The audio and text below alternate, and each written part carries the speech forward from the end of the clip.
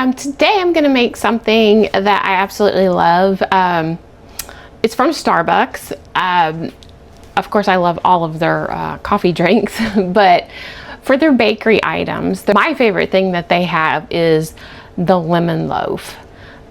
I absolutely love it. So I'm gonna try to make a copycat version of that today. So first thing we needed to do was to grease and flour a loaf pan and preheat the oven to 350 degrees. For our ingredients, what we're gonna need is 1.5 cups of all-purpose flour, which I have here. And in this cup, I have mixed a teaspoon of baking powder with a 1/4 teaspoon of baking soda and a 1/4 teaspoon of salt. I have a 1/2 cup of melted butter. I also have a 1/4 cup of vegetable oil. In this, I have freshly grated lemon zest. This is a 1.5 tablespoons.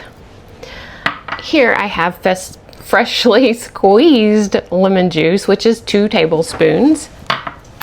I do have 1 cup of granulated sugar, 3 eggs, 3 large eggs, which I've beat up here just a little bit.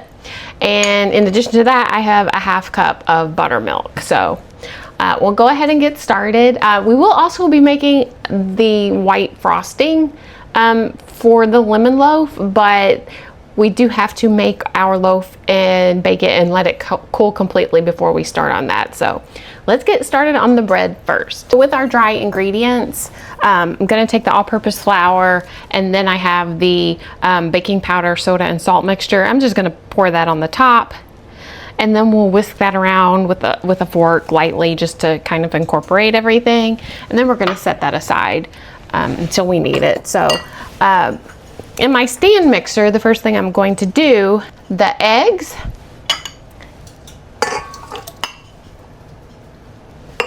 and the granulated sugar.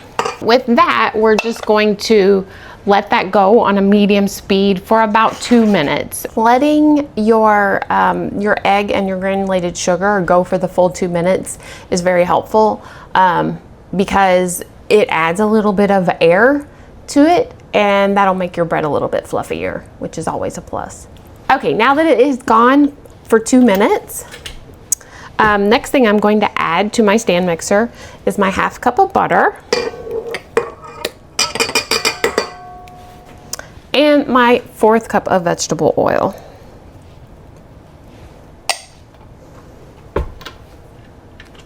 And then we'll let that go on medium speed until it's incorporated.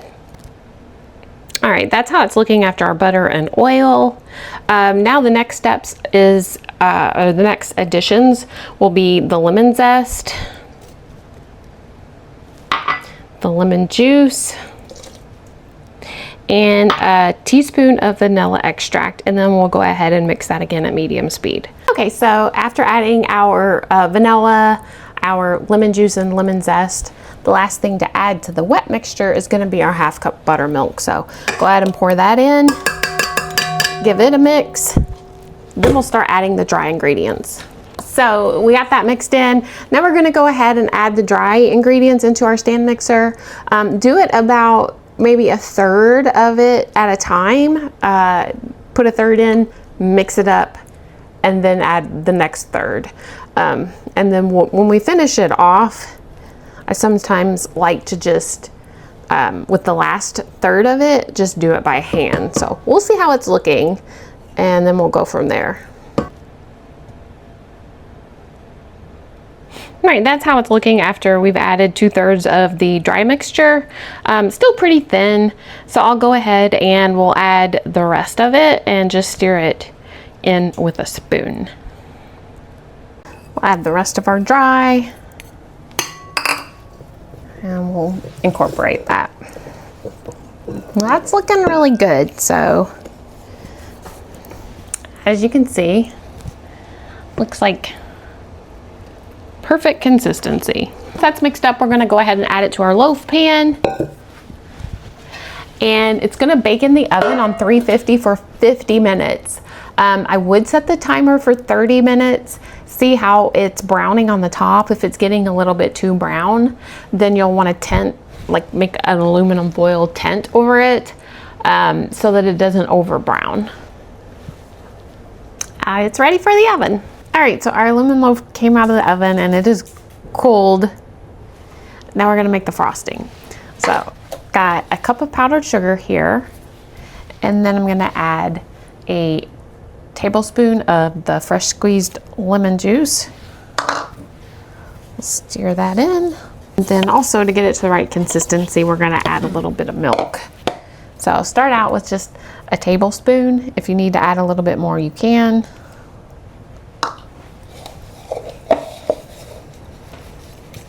Don't want it too runny, and if it happens to get too runny, just add a little bit more of the powdered sugar to thicken it up. It's looking pretty good. We'll go ahead and put that on the top.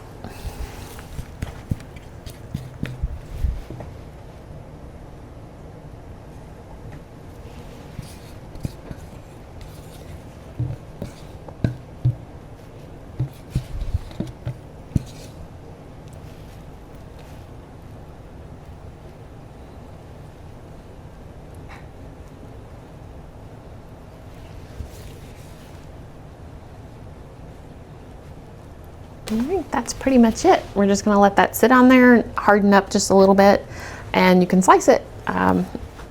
Hopefully you like it, and thanks for watching, and I'll see you next time.